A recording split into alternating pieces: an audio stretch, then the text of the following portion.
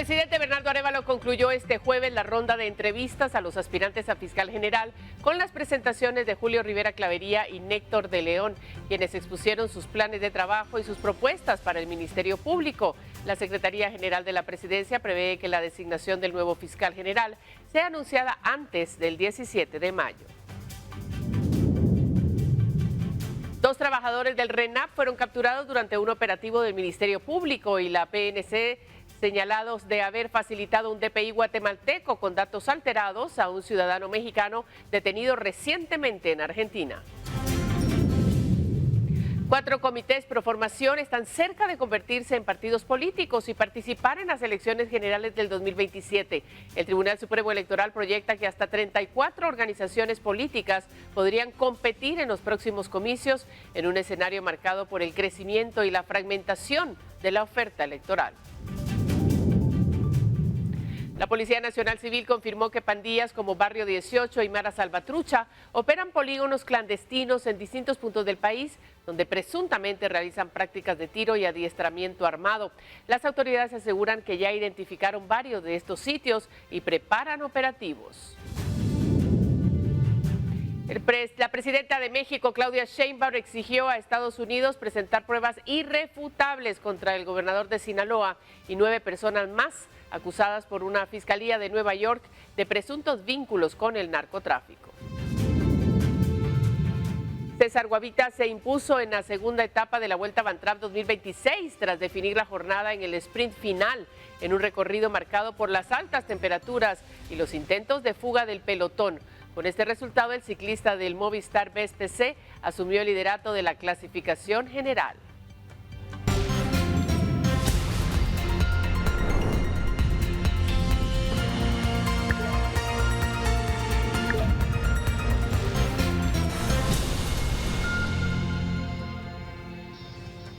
¿Cómo está? Buenas noches. Gracias por estar ya con nosotros. Esta es la emisión estelar de Noticiero Guatevisión. Hay mucha información, por supuesto, como todos los días, y está lista y preparada para que usted la conozca a esta hora. Vamos a las noticias. Finalizando el segundo día de recepción de impugnaciones, en la lista de nómina de aspirantes a fiscal general del Ministerio Público, se informó en el módulo de recepción de señalamientos que no se recibió ningún escrito contra los aspirantes. El plazo para la recepción de señalamientos concluirá este lunes 4 de mayo a las 15:30 horas. La nómina de postulantes está integrada por Julio César Rivera Clavería, Néctor Guilebaldo de León Ramírez, Beila Xiomara Estrada, Gabriel Estuardo García Luna, Carlos Alberto García Alvarado y César Augusto Ávila Aparicio. Entre estos 6 profesionales, el presidente Bernardo Arévalo deberá elegir al próximo fiscal general, que estará al frente del Ministerio Público para el periodo 2026-2030. Precisamente se llevó a cabo el último día de entrevistas a candidatos para fiscal general con Néctor de León y Julio Rivera, quienes expusieron sus planes de trabajo ante el presidente Bernardo Arévalo. Desarrolló el último día de entrevistas a los candidatos para fiscal general del Ministerio Público. Los postulantes eran Néctor de León y Julio Rivera Clavería, quienes se reunieron con el presidente Bernardo Arévalo para responder las preguntas del mandatario. Rivera Clavería dijo que el tema central del encuentro fue su plan de trabajo para el Ministerio Público. Les puedo decir que es una entrevista muy positiva y agradezco la invitación del presidente porque me pareció que efectivamente él está interesado en que los cambios en el Ministerio Público se produzcan en beneficio del país. El candidato Néctor de León, al momento de salir, expresó la importancia de mantener una comunicación constante entre el gobierno y el Ministerio Público. Bendito Dios, bien. Cuéntenos los detalles. ¿De qué hablaron? Pues mire, con respecto a mi plan de trabajo. Sí. ¿Cuáles son los ejes principales de su plan de trabajo, licenciado? Mire, son 7. Sí, son 7. Capacitación, dentro de ellos, cambio de horarios y todo eso. Sí. La Secretaría General de la Presidencia ha mencionado que prevé anunciar la designación antes del 17 de mayo, tras entrevistas con los candidatos. Con imágenes de Byron Baiza, reportó para Noticiero Guatevisión, Paula Carranza. Y el diputado José Chik solicitó que se decrete arraigo contra María Consuelo Porras en caso de que pierda la inmunidad como fiscal general. Según lo expuesto, la medida busca evitar que salga del país mientras se desarrollan investigaciones en su contra. La petición está relacionada con un caso de supuestas adopciones irregulares. El planteamiento fue presentado ante una fiscalía del Ministerio Público a cargo de Leonor Morales Lazo. Hasta el momento, el caso no ha sido asignado a un juzgado, por lo que se encuentra en etapa inicial de trámite. Las autoridades reportaron la captura de 2 trabajadores del Registro Nacional de las Personas, quienes estarían implicados en la emisión de un DPI alterado a un ciudadano mexicano arrestado recientemente en Argentina. El Ministerio Público y la Policía Nacional Civil llevaron a cabo diligencias de allanamiento como parte del operativo denominado Huachicoleros del RENAP, relacionados a la emisión de documentos ilegales. Las diligencias se efectuaron en la sede del RENAP ubicada en San José del Golfo. Las autoridades reportaron la captura de 2 trabajadores, quienes son señalados de aprovechar sus cargos para facilitar ilegalmente un DPI guatemalteco a un ciudadano mexicano. Las diligencias se realizaron tras la detención en Argentina del mexicano Fernando Farías, quien al momento de su captura portaba un DPI guatemalteco con datos alterados. Los trabajadores detenidos del RENAP fueron identificados como Yesenia Alejandra Mayén, señalada de supresión y alteración del estado civil en forma continuada, y Luis Rolando López, sindicado de incumplimiento de deberes. El pasado 24 de abril, Fernando Farías fue detenido en Argentina, país a donde llegó con una identidad falsa como guatemalteco, utilizando un DPI alterado. Farías busca permanecer en Argentina mediante asilo político, luego de que México solicitara su extradición. Farías es señalado de encabezar una red de contrabando de combustibles conocida como huachicol fiscal, que habría generado pérdidas millonarias al erario del Estado mexicano. El Ministerio Público informó que durante las diligencias para la captura de los trabajadores del RENAP se incautaron 6 teléfonos celulares y documentación que contribuirá a la investigación en curso. Con imágenes de Byron Baiza, reportó para Noticiero Guatevisión, Elmer Vargas. El Tribunal Supremo Electoral asegura que no participó en la compra del sistema biométrico del RENAP, mientras surgen dudas por una asesoría previa de un magistrado suplente que pone en el foco un posible conflicto de intereses. El Tribunal Supremo Electoral respondió a señalamientos que surgieron en torno a la compra del sistema biométrico adjudicado por el Registro Nacional de las Personas, al afirmar que el actual Pleno de Magistrados no participó en ese proceso. El proceso de compra y la empresa que fue contratada y todo eso no nos corresponde a nosotros, ya que fue en un periodo que no era el nuestro. Lo que sí hemos hecho son las consultas correspondientes para verificar, en todo caso, qué afecta lo que está haciendo RENAP, digamos, en su cambio de base de datos, en los datos biométricos, con lo que trabaja el Tribunal Supremo Electoral. En medio de los cuestionamientos, el magistrado suplente Alfredo Skinner Klee explicó que previo a integrarse al tribunal, brindó asesoría profesional a un cliente en un proceso relacionado de forma indirecta con el RENAP. Creo que me corresponde profesionalmente no opinar dentro del tribunal respecto a ese caso. Ese caso ya terminó, ese caso no tiene incidencia a este tribunal y no tengo yo ni opinión para el tribunal, ni el tribunal tiene que preguntarme sobre lo que se hizo en mi vida profesional antes de integrar el tribunal. Yo creo que simplemente se debe a un cuestionamiento de redes que no tiene ninguna importancia ni ninguna afectación ni al tribunal ni al RENAP. El tema cobró relevancia luego de que se señalara que una empresa vinculada al proceso promovió un amparo relacionado con la adquisición del sistema biométrico, lo que generó cuestionamientos sobre un posible conflicto de intereses. El caso fue abordado en publicaciones de prensa libre. Los magistrados del Tribunal Supremo Electoral reiteraron que el expediente no forma parte de asuntos en discusión dentro del tribunal y que cualquier revisión corresponde a las instancias competentes del RENAP, mientras el tema continúa en el ámbito público. Con imágenes de Moisés Sheck para Noticiero Guatevisión, Oscar Vázquez. Y en las últimas 4 semanas se han registrado ciberataques contra instituciones del Estado, con filtración de datos y un actor que exige pagos en Bitcoin. Mientras tanto, autoridades han negado brechas en sus sistemas de seguridad y aseguran que mantienen medidas activas. Guatemala ha enfrentado una serie de ciberataques en abril que han afectado a instituciones públicas y universidades con filtraciones de datos y accesos no autorizados. Según reportes, al menos 3 actores estarían detrás de estos incidentes, quienes han sido identificados como Gordon Freeman, Mr. Govinciano y Nemorish Hacking. El primer caso se registró el 7 de abril cuando la Digicam reportó acceso no autorizado a información de usuarios. Días después, el portal Tu Empleo del Ministerio de Trabajo habría sido vulnerado con la exposición y la posible extracción de más de 200.000 registros personales. Posteriormente se reportó filtraciones en universidades, incluidas la USAC y la Universidad de Rafael Landívar, con datos financieros, fotografías y registros estudiantiles. Mientras tanto, instituciones como la SAT, el RENAP y el Ministerio de Educación, así como la PGN y la Superintendencia de Telecomunicaciones, han negado afectaciones directas, aunque confirmaron el refuerzo de sus sistemas de seguridad. El gobierno informó que activó protocolos de respuesta y monitoreo para contener los ataques y reducir riesgos en los servidores públicos. Las autoridades mantienen investigaciones abiertas mientras expertos advierten sobre posibles debilidades en los sistemas informáticos del Estado. Con información de Rubén Lacán, reportó Andrea Domínguez. Por su parte, autoridades electorales informaron que han reforzado sus sistemas de seguridad informática tras recientes ataques cibernéticos que han afectado a diversas instituciones públicas del país. El Tribunal Supremo Electoral informó que ha iniciado acciones para fortalecer la seguridad de sus sistemas, luego de que en los últimos días se registraran ataques cibernéticos contra instituciones del Estado. El Pleno de Magistrados del TSE convocó a una sesión para analizar medidas que permitan resguardar sus bases de datos y garantizar la integridad de la información electoral. Autoridades del órgano electoral indicaron que hasta el momento no se reportan vulneraciones directas a sus sistemas. Sin embargo, reconocen la necesidad de reforzar los mecanismos de protección ante el contexto reciente de incidentes digitales en el país.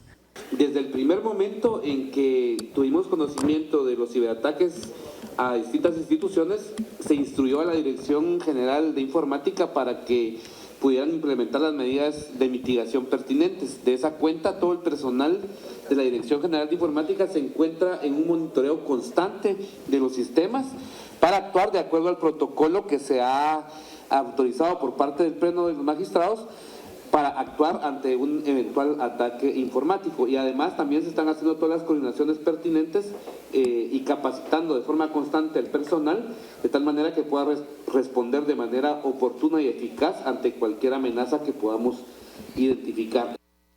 Estos ataques se han registrado en distintas entidades públicas, lo que ha reactivado la discusión sobre la capacidad del Estado para prevenir y responder a amenazas cibernéticas. Incluso, expertos han advertido que Guatemala enfrenta limitaciones en materia legal y técnica para atender este tipo de incidentes. Uno de los factores señalados es la falta de una legislación específica en ciberseguridad, la cual continúa pendiente de aprobación en el Congreso, lo que, según analistas, reduce la capacidad institucional para prevenir, investigar y sancionar estos delitos.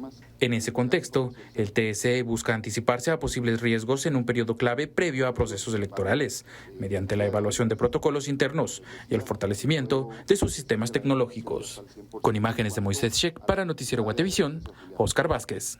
4 comités pro formación están cerca de convertirse en partidos políticos y participar en las elecciones generales del 2027, tras alcanzar o aproximarse al mínimo de afiliados requeridos por ley, según el Tribunal Supremo Electoral. Al menos 4 comités pro formación están próximos a convertirse en partidos políticos y competir en las elecciones generales de 2027, según proyecciones del Tribunal Supremo Electoral. La normativa establece que un comité debe alcanzar al menos 28.083 afiliados, además de realizar asambleas en distintos niveles territoriales para constituirse como partido político. Con relación a los comités pro formación de partido político, actualmente tenemos 24 comités inscritos, de los cuales 3 se encuentran en fases de asambleas municipales y asambleas departamentales para constituirse como partido político. Con este avance, el TSE proyecta que para los comicios de 2027 podrían participar entre 33 y 34 partidos políticos, lo que reflejaría un incremento en la oferta electoral y un escenario más fragmentado. 10 partidos políticos aún no han completado el total de afiliados, que es 28.083, pero con base al artículo 19 de la ley electoral y de partidos políticos, tienen hasta el 22 de octubre para completar este total de afiliados. El aumento de organizaciones políticas ocurre en un contexto preelectoral, donde distintos grupos buscan consolidar estructuras territoriales y posicionarse de cara a la próxima contienda. Sin embargo, el incremento de afiliados ha generado dudas en algunos sectores políticos, que cuestionan la veracidad de los registros reportados por ciertos comités en formación. Pero llama mucho la atención el por qué la brecha grande de un mes y del otro mes, porque es muy acelerado el avance y podría darse a preguntar el por qué y a crear dudas, lo cual creo que es bastante válido. El aumento de organizaciones políticas ocurre en un contexto preelectoral, donde distintos grupos buscan posicionarse de cara a la próxima contienda. Con imágenes de Moisés Sheck para Noticiero Guatevisión, Oscar Vázquez. Mientras tanto, el Partido de Avanzada Nacional presentó una nueva apelación en busca de evitar su cancelación. Según lo expuesto, la agrupación argumenta que los resultados de las elecciones generales del 2023 no deberían ser considerados válidos. Señalan que existen cuestionamientos sobre el proceso electoral, los cuales respaldarían su postura. Con esta acción, el partido busca dejar sin efecto las sanciones que podrían derivar en su cancelación. El caso ya fue elevado al Tribunal Supremo Electoral, que deberá resolver sobre la apelación. Bueno, pues el Tribunal Supremo Electoral informó que aunque en la etapa no electoral no existe un límite de gasto para los partidos políticos, sí se mantiene un control sobre las actividades de proselitismo. Las autoridades indicaron que los recursos utilizados en esta fase son supervisados por las unidades de fiscalización que verifican y dan seguimiento a los reportes presentados por las organizaciones políticas de cara al próximo proceso electoral. Se anunció que entre junio y julio se abrirá la inscripción para medios de comunicación interesados en ofrecer espacios publicitarios. Cuando cambian las reglas, que no se pueden contratar de manera directa los medios de comunicación, tenemos programado ya para el mes de junio y julio que se inscriban los medios de comunicación que quieran poner a disposición de la campaña electoral estos tiempos y espacios, y ahí pues vamos a poder ver los hechos de campaña. Recordemos también que esto se hace una distribución igualitaria, se contempla que cada partido político tenga la oportunidad en igualdad de condiciones de poder elegir al medio de comunicación en que pueda salir. Esto lo aclaro porque no es el Tribunal Supremo Electoral el que elige, sino que son ellos de conformidad con su estrategia de campaña. Y segundo, que todas las organizaciones políticas cuentan con el mismo presupuesto para el caso de las campañas políticas en los medios de comunicación.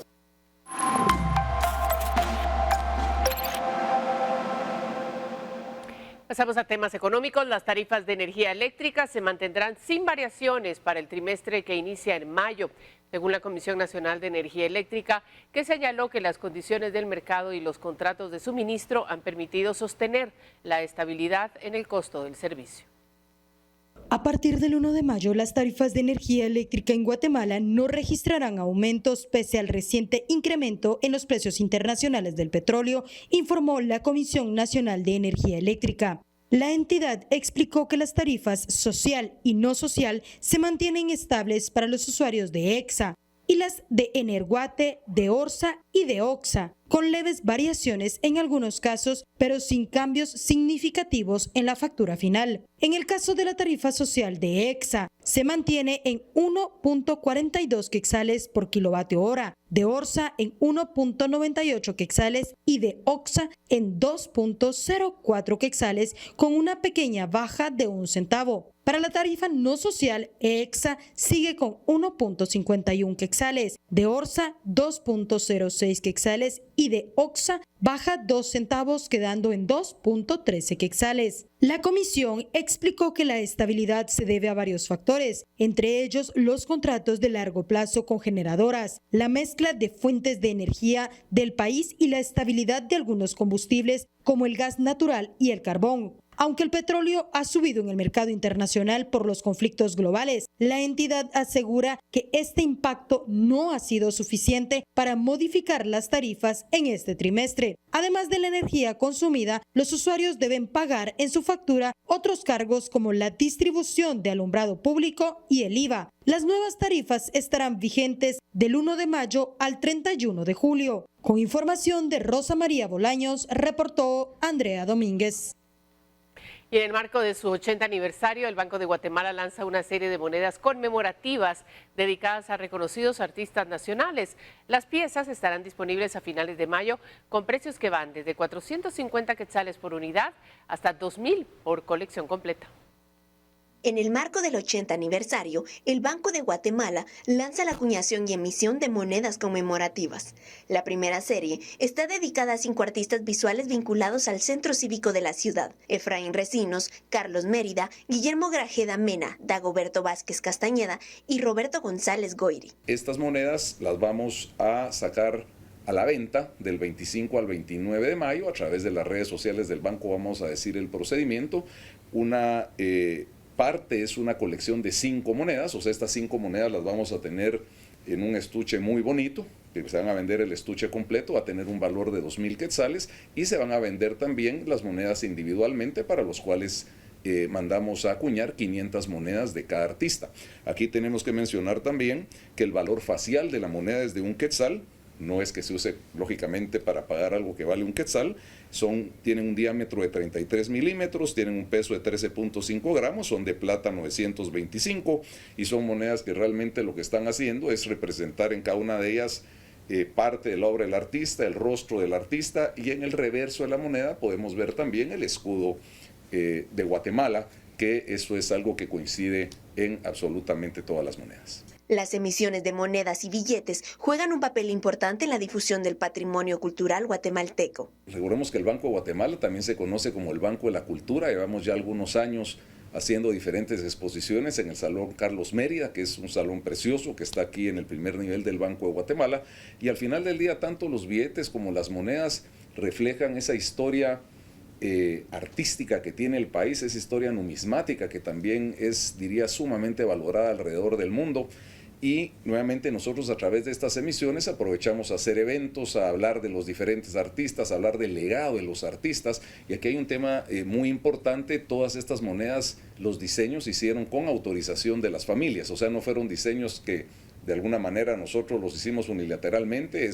Recordemos, son personas, son marcas, cada uno de estos artistas. Nosotros hablamos con las familias, estuvieron de acuerdo en el diseño, lo cual también valoran de manera, diría, positiva. Las monedas conmemorativas estarán disponibles del 25 al 29 de mayo y en los próximos días anunciarán los pasos para la preventa oficial. Para Noticiero Guatevisión, María René Barrientos.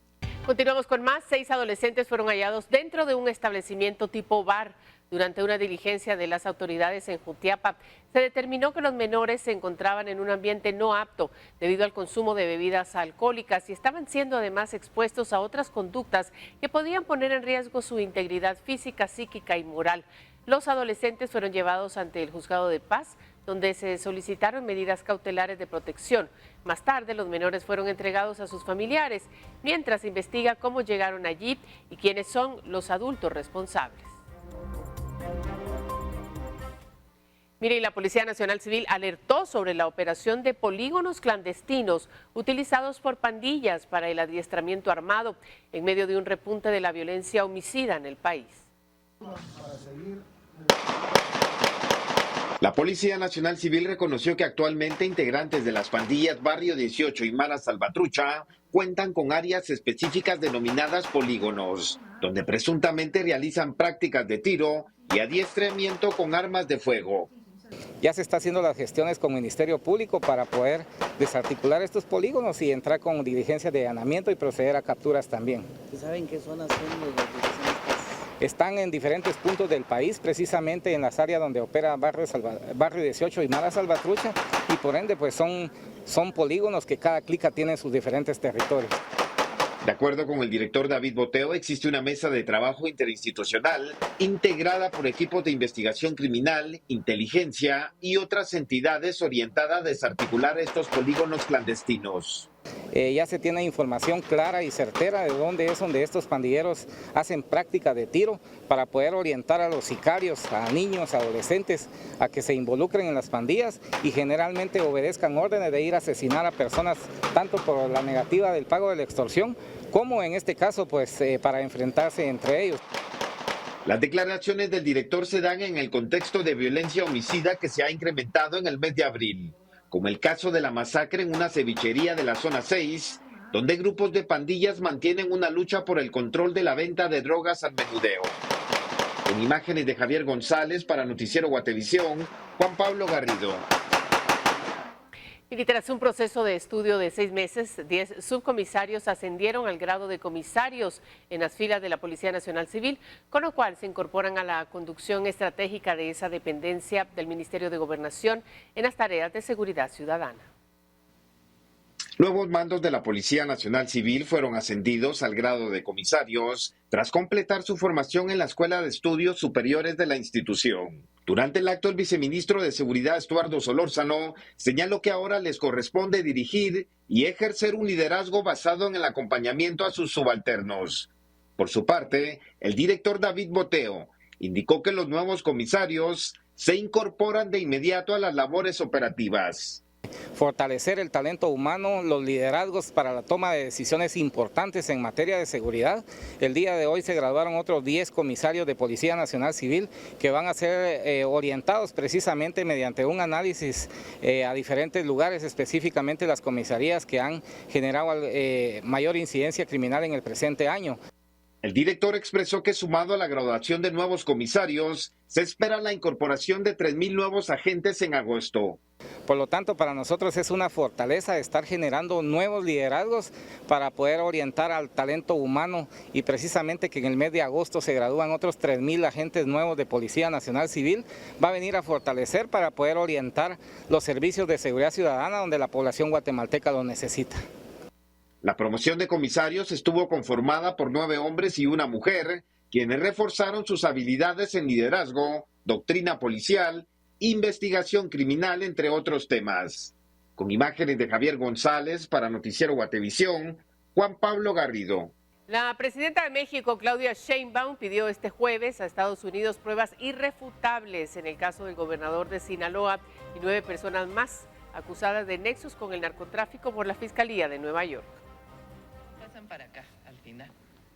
¿Sale? Un caso que tensiona la cooperación bilateral en materia de seguridad entre México y Estados Unidos. La presidenta mexicana Claudia Sheinbaum pidió el jueves a Washington presentar pruebas irrefutables contra el gobernador de Sinaloa, Rubén Rocha Moya, y otros 9 funcionarios acusados de nexos con el narcotráfico por una fiscalía en Nueva York.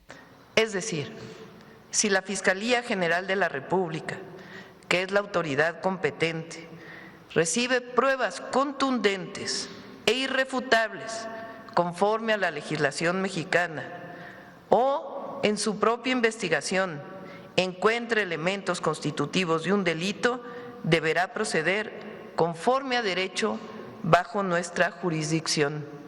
La mandataria subrayó que la Fiscalía General de la República deberá realizar una revisión exhaustiva antes de cualquier solicitud de detención con fines de extradición, en coordinación con la Cancillería mexicana y autoridades estadounidenses. Según Washington, Rocha Moya y otros implicados, presuntamente exfuncionarios o altos mandos, habrían colaborado con el cártel de Sinaloa para traficar grandes cantidades de droga hacia territorio estadounidense. Nosotros no vamos a cubrir a nadie que haya cometido un delito. Sin embargo, si no existen pruebas claras, es evidente que el objetivo de estas imputaciones por parte del Departamento de Justicia es político. Sheinbaum insistió en que hasta ahora el expediente revisado por el equipo jurídico de la Cancillería no contiene elementos concluyentes. El caso marca la primera ocasión en que autoridades estadounidenses acusan simultáneamente a un gobernador en funciones, un senador y un alcalde por presuntos vínculos con el narcotráfico. Rocha Moya, de 76 años, cercano al expresidente Andrés Manuel López Obrador, gobierna Sinaloa desde 2021, un estado golpeado por la violencia derivada de disputas internas del crimen organizado. La confrontación entre facciones del cártel, incluidos los llamados chapitos y seguidores de Ismael Mayo Zambada, detenido en 2024, han dejado cientos de muertos y desaparecidos en la región. En otras noticias, tras 7 años de interrupción, inicia un nuevo paso en la normalización de las relaciones entre Estados Unidos y Venezuela, con el despegue del primer vuelo comercial directo desde el aeropuerto de Miami hacia Caracas. El avión es operado por American Airlines, la primera aerolínea estadounidense autorizada a reanudar sus viajes hacia Venezuela mediante su filial Envoy Air. Al inicio habrá un vuelo diario de ida y vuelta y está previsto un segundo vuelo cada día a partir del 21 de mayo, después del derrocamiento de Nicolás Maduro en una intervención militar estadounidense en enero. Washington acordó con la presidenta interina Delcy Rodríguez restablecer las relaciones diplomáticas rotas en el 2019. La embajada estadounidense en Caracas reanudó sus actividades a finales de marzo, mientras que Venezuela volvió a tomar posesión de su representación en Washington. Bueno, y precisamente Delcy Rodríguez, la presidenta interina de Venezuela, anunció hoy un aumento salarial del 26% para aplicar al llamado ingreso mínimo integral, que lo eleva de $190 a $240 mensuales. El primer ajuste tras la caída de Nicolás Maduro. El gobierno echa mano de bonos indexados para mejorar los ingresos de los trabajadores que ganan el salario mínimo más bajo de la región, congelado desde hace 4 años y carcomido por una muy elevada y crónica inflación. El nuevo ingreso, no obstante, queda muy por debajo de los $677 que, según estimaciones privadas, cuesta la canasta alimentaria básica para una familia de 5 personas. La mandataria también anunció un aumento de las pensiones a $70 mensuales. Sin embargo, los reclamos de los venezolanos por mejores condiciones laborales se exacerban en una economía devastada que no se recupera. Bueno, y vamos a hablar ahora de la economía de Estados Unidos, que creció menos de lo esperado en el primer trimestre, afectada por una desaceleración del consumo y un repunte de la inflación. El Producto Interno Bruto avanzó 2% a tasa anualizada entre enero y marzo, por encima del 0.5% del trimestre previo, pero por debajo del 2.2% previsto por analistas. El crecimiento fue impulsado por el gasto público y la inversión, aunque parcialmente compensado por un menor dinamismo del consumo, motor clave de la economía. En paralelo, la inflación se aceleró con fuerza. El repunte está vinculado al encarecimiento de la energía tras la guerra entre Estados Unidos e Israel contra Irán, que derivó en el bloqueo del estrecho de Hormuz, ruta clave para el suministro global de petróleo, gas y fertilizantes. El aumento de precio en la gasolina ha elevado los costos de transporte y presiona el gasto de los hogares. Y el influyente presidente del Parlamento, Mohammad Bakr Khalifa, aseguró que el control del estrecho de Hormuz garantizará un futuro libre de la presencia e injerencia de Washington en la región. Aunque ambos países mantienen un alto al fuego desde el 8 de abril, las negociaciones están estancadas y el tráfico marítimo sigue bajo mínimos por esa vía. Estados Unidos bloquea desde mediados de abril los puertos iraníes en respuesta al cierre de Hormuz. Donald Trump sopesa prolongar esta medida durante meses si fuera necesario. El líder supremo iraní, el ayatolá Mojtaba Khamenei, dijo que Estados Unidos sufrió una vergonzosa derrota y elogió lo que denominó el nuevo marco jurídico y la gestión iraní del estrecho de Hormuz.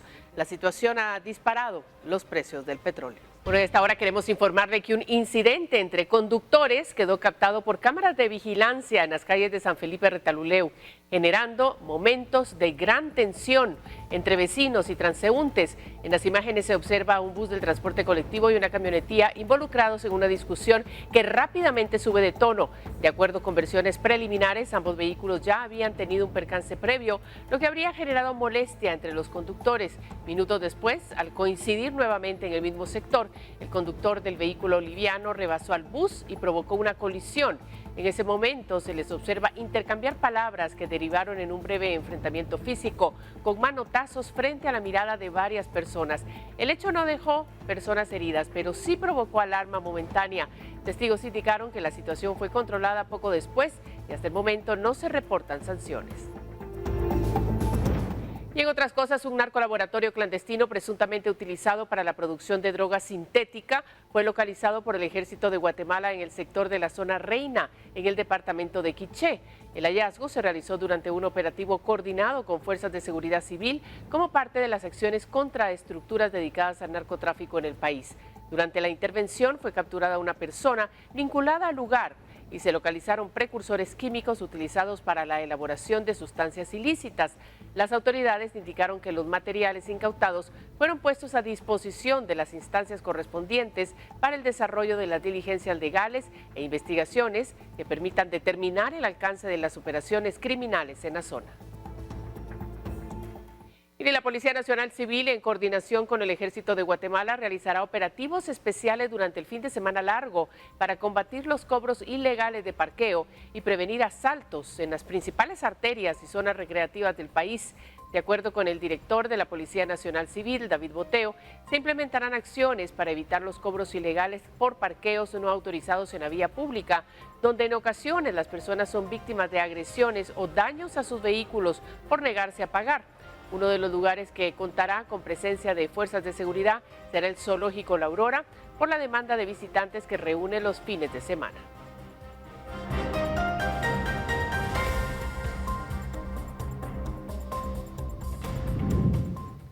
Policías de la Subdirección General de Análisis de Información Antinarcótica, en coordinación con fiscales y con el apoyo del Ministerio Público, realizaron un allanamiento en la zona 1 de la ciudad de Guatemala.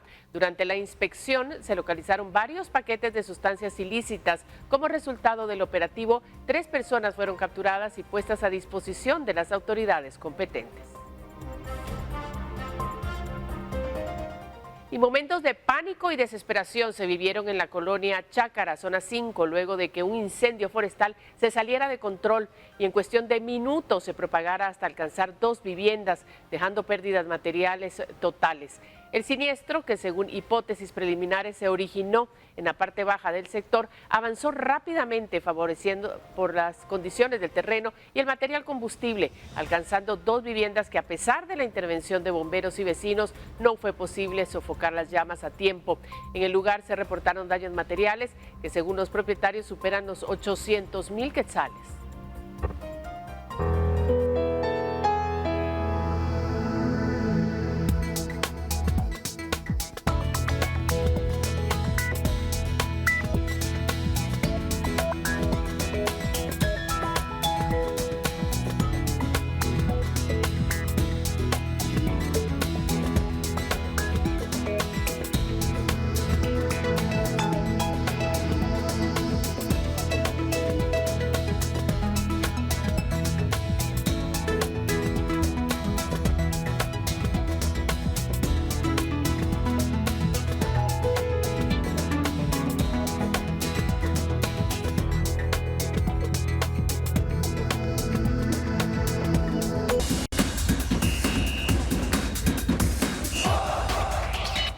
Entramos a la fase decisiva del torneo Clausura 2026. Los cuartos de final, Cobán Imperial y Antigua GFC tomaron ventaja en sus series, pero todo sigue abierto de cara a la vuelta. Kevin Gordillo tiene los detalles.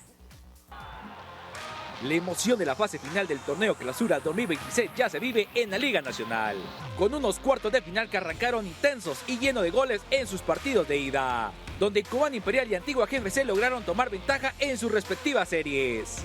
En el estadio José Ángel Rossi, Cobán Imperial hizo pesar su localía y se impuso con autoridad 2-0 frente al Deportivo Misco. El conjunto cobanero golpeó desde temprano con anotaciones de Ángel Cabrera al minuto 11, mostrando contundencia en ataque. Más tarde, al minuto 36, apareció Janeson Pereira para ampliar la ventaja, cerrando una gran actuación individual con un gol y una asistencia, que le valieron ser nombrado como el jugador del partido. Con este resultado, los Príncipes Azules viajarán con mayor tranquilidad al encuentro de vuelta, aunque la serie aún está abierta. En la otra llave, Antigua GFC y Comunicaciones protagonizaron uno de los encuentros más vibrantes de la fase. Los coloniales se quedaron con la victoria 3-2 en el Estadio Pensativo, en un partido cargado de emociones de principio a fin. Agustín Maciero fue la gran figura del compromiso, marcando el minuto 7 y participando directamente en otros 2 goles, consolidándose como el jugador más determinante del encuentro. Oscar Santis amplió la ventaja al 29 y Oscar Castellanos puso el tercero al 54. Sin embargo, Comunicaciones reaccionó en la parte final del compromiso. Karen Espino descontó al minuto 67 y Agustín Buletich anotó al 79, acercando a los cremas en el marcador y dejando la serie completamente abierta de cara al segundo partido. Ahora toda la atención se traslada a los duelos de vuelta. donde se definirán los clasificados a semifinales. Deportivo Misco recibirá a Cobán Imperial este sábado 2 de mayo a las 15 horas, mientras que Comunicaciones será local ante Antigua GFC en el mismo día a las 18 horas. Así, los cuartos de final prometen cerrar con mucha intensidad, donde cualquier error puede marcar la diferencia y definir quién avanza a la siguiente fase del fútbol guatemalteco. Con imágenes de Esvin García, informó para Noticiero Guatevisión Kevin Gordillo. El telón sigue abierto en los cuartos de final de Clausura 2026, donde cada minuto puede cambiar el rumbo de las series. Empates, goles clave y partidos aún en juego mantienen la expectativa al máximo. Vamos con los detalles en la siguiente nota. La fase final del torneo Clausura 2026 ya está en marcha y los cuartos de final comenzaron con un duelo muy disputado en San Marcos. Marquense y Xelajú MC empataron 1-1 en el partido de ida, dejando todo abierto para la vuelta. El conjunto Super Chivo pegó primero en el marcador, con anotación de Whitman Tebaland al minuto 48, sorprendiendo en el arranque del segundo tiempo. Sin embargo, Marquense no bajó los brazos y encontró la igualdad al minuto 59 por medio de Diego Casas, quien además terminó siendo reconocido como el jugador del partido. Un resultado que deja la serie completamente abierta, con ambos equipos todavía con opciones claras de avanzar a semifinales. En el otro duelo de los cuartos de final, Municipal logró tomar ventaja en su visita a Guastatoya. Cuando el partido se mantenía cerrado y sin muchas opciones claras, apareció José Mena al minuto 73 para marcar el único gol del encuentro y darle triunfo parcial a los rojos. Un resultado importante para el conjunto escarlata, que da un paso firme en la serie y buscará cerrar la clasificación en casa. Por su parte, Guastatoya está obligado a remontar si quiere continuar con vida en el torneo. Así quedan las series tras los partidos de ida, con todo por definirse en los encuentros de vuelta. Los partidos definitivos se disputarán este domingo 3 de mayo. Municipal recibe a Guastatoya a las 4:30 de la tarde, mientras que Xelajú MC será local ante Marquense a las 7 de la noche. Con imágenes de Juan Diego, informó para Noticiero Guatevisión Kevin Gordillo. Mire, estamos ya prácticamente en el final y nos vamos a despedir con estas imágenes porque la fuerza también se escuchó en Guatemala. El universo de Star Wars llegó al escenario con un concierto sinfónico que combinó música, cine y nostalgia en una velada especial. La Orquesta Sinfónica Nacional, en la gran sala Efraín Recinos del Centro Cultural Miguel Ángel Asturias, llevó al público a revivir momentos icónicos de la saga con las composiciones de John Williams en formato orquestal bajo la dirección del maestro Sergio Pacacé. Cada interpretación envolvió a fanáticos de distintas generaciones y despertó emoción en una noche inolvidable. Las imágenes fueron compartidas por Gerson Colaj. Así le decimos adiós. Hasta mañana. Descanse.